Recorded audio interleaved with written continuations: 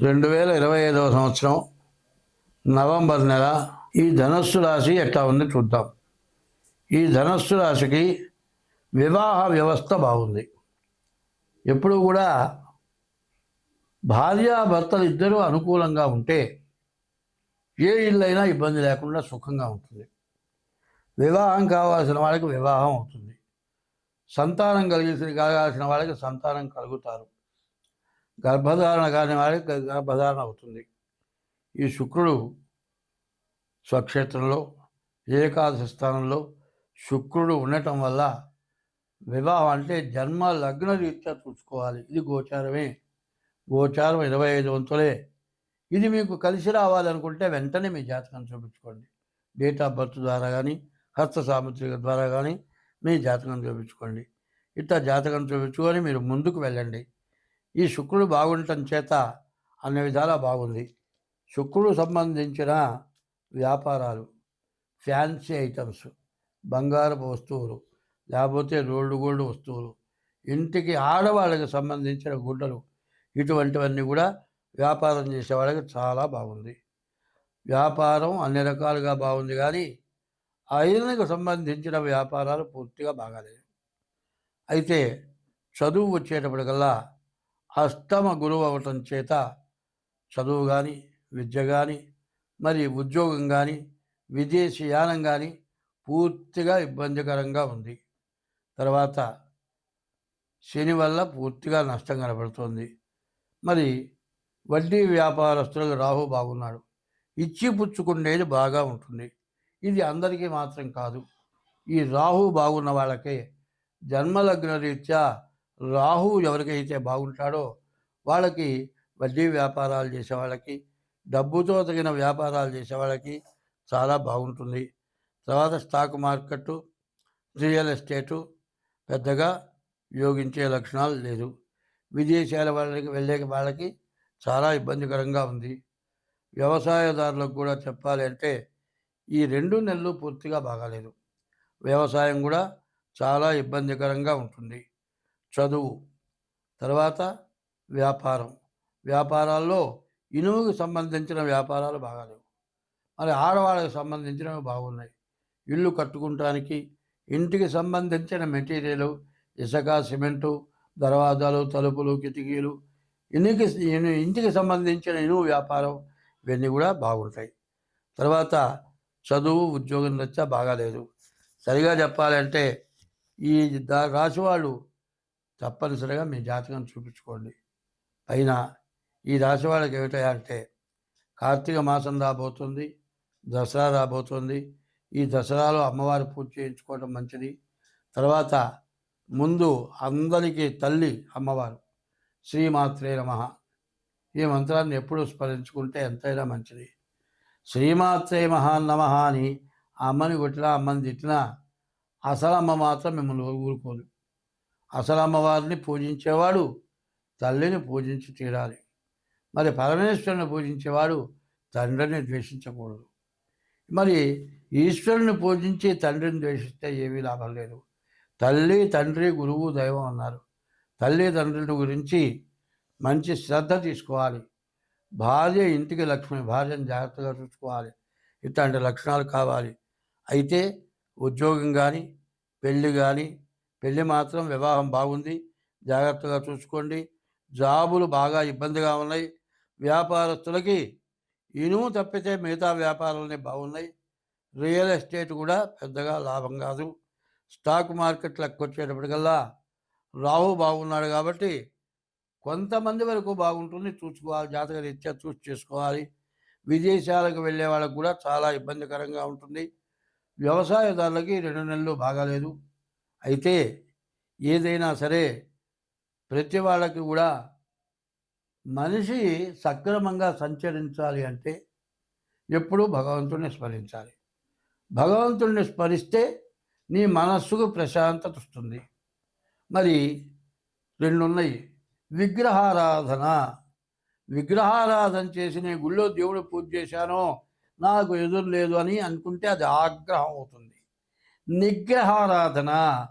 నిగ్రహం అంటే మనస్సు దేవుడి యందు పెట్టి దేవుణ్ణి పూజిస్తే అది నిగ్రహారాధన. నిగ్రహం ఎట్లా ఉంటుంది? ఎవరి మీద ఆగ్రహం చూపించకుండా ఉండటమే నిగ్రహం. నిగ్రహం కలిగి ప్రవర్తిస్తే ఏ పనైనా సాధించవచ్చు. ఎప్పుడు కూడా ఒకటి చెబుతున్నా గుర్తుపెట్టుకోండి. ఒకడు కొట్టుకుందామని వస్తాడండి, రెండో వాడు కొట్టుకుంటానికి సిద్ధపడలేదు. నువ్వు వాడు దెబ్బ కొడితేనే 2 దెబ్బలు కొడతారంటే ఏదో జరుగుతుంది. చేతికి చేయి తగిలితే శబ్దం వస్తుంది, ఒక చెయ్యి ఊపితే శబ్దం రాదు. అట్లాగే ఒకటి తగాదాకు వస్తే కాదు. ఎందుకంటే పాపగ్రహాల వల్ల తొందరపాటు, తగాదాలు, గొడవలు ఎక్కువగా ఉంటాయి. కాబట్టి ఈ వృశ్చిక రాశి వాళ్ళ యొక్క, ధనస్సు రాశి వాళ్ళ యొక్క పరిస్థితి ఏమిటంటే అర్ధాష్టమ శని 2 సంవత్సరాలు 6 మాసాలు పూర్తిగా బాగాలేదు. కాబట్టి దైవాన్ని నమ్ముకోవాలి, తొందర తగ్గించుకోవాలి, ఎప్పుడు దైవాన్ని పూజించాలి. ఈ రకంగా ఉంటేనే ఈ ధనస్సు రాశి వాళ్ళు అన్ని విధాలా బాగుంటారు. ప్రకృతి పురుషుడు, ఈ ప్రకృతిని కాపాడేవాడు, ప్రకృతిని రక్షించేవాడు, పాపం వల్ల ప్రకృతి ద్వారా మనల్ని శిక్షించేవాడు యఃకర్త, మనల్ని అందరినీ రక్షిస్తున్నటువంటి కర్త, జగతాం భర్త, జగత్తు మొత్తాన్ని పోషిస్తున్నాడు, మనందరినీ సంరక్షిస్తున్నాడు. మరి అందరికీ ఏది కావాలో అన్నీ సమకూర్చి పెడుతున్నాడు. నిధి, ఆ నిధి ఎట్లా ఉంటుంది అంటే, మనం ఏదైనా కొద్దిగా కావాలి, ఇంట్లో సరుకులు తెచ్చిపెట్టుకున్నాం, 2 నెలలు అయిపోయేటప్పటికల్లా ఏమవుతుంది? పుచ్చిపోతాయి. కానీ మనకు సంవత్సరం పొడుగుతా కావాల్సినంత ఇస్తున్నటువంటి సంహర్త, సంరక్షణ చేసేటువంటి వాడు, మహసాం నిధి, ప్రపంచం మొత్తానికి, ప్రపంచ దేశాలన్నిటికీ కనపడేవాడు మహసాం నిధి. అటువంటి నిధి అయినటువంటి సూర్య భగవానుడు అన్ని మతాలకు, అందరికీ దేవుడు. ఆయన కనపడకపోతే ఒక్క సెకండు మనం జీవించలేము. అటువంటి సంరక్షకుడు సూర్య భగవానుడు. ఆ సూర్య భగవానుడు తండ్రి అయితే భూదేవత ఉన్నది, ఆ భూదేవత తల్లి. ఈ భూదేవత నుంచి తల్లి ఎప్పుడు కూడా బిడ్డకి అన్నం పెడతారా నాన్న, అన్నం పెడుతుంది. తిన్నానమ్మంటే 2 ముద్దలు తినాలంట, నా చేతి మీదుగా అంటుంది. ఆ విధమైన ప్రేమతో అన్నం పెట్టే తల్లి. అటువంటి తల్లికి అన్నం పెట్టినది భూదేవత. భూదేవత నుంచి సర్వం వస్తుంది. పైన ఉన్నటువంటి తండ్రి అయిన సూర్య భగవానుడు, కింద ఉన్నటువంటి భూదేవత మనల్ని సంరక్షిస్తోంది. అటువంటి తల్లిదండ్రులకు మనం చేసినటువంటి దుష్కృత్యం వల్ల వాళ్ళకి మన మీద కోపం వచ్చింది. ఇట్లా మీరు పిల్లవాడిని తల్లి తప్పు చేస్తే తల్లిదండ్రులు దండిస్తారు.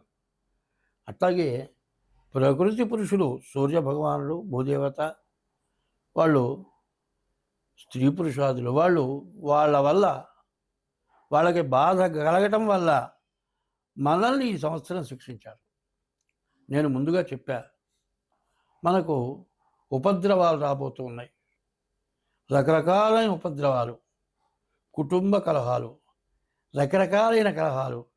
ఈ కలహాలు స్వార్థం, ఎవరికి వాళ్ళకి కావాల్సిన స్వార్థంతో ఇంత నష్టాలు, కష్టాలు, ఎంత వచ్చినా నాకు చాలలేదు, ఇంకా సంపాదించాలి, మనకంటే పైవాడిని చూసి వాడిలాగా ఎట్లా అవుతామని ఆలోచించి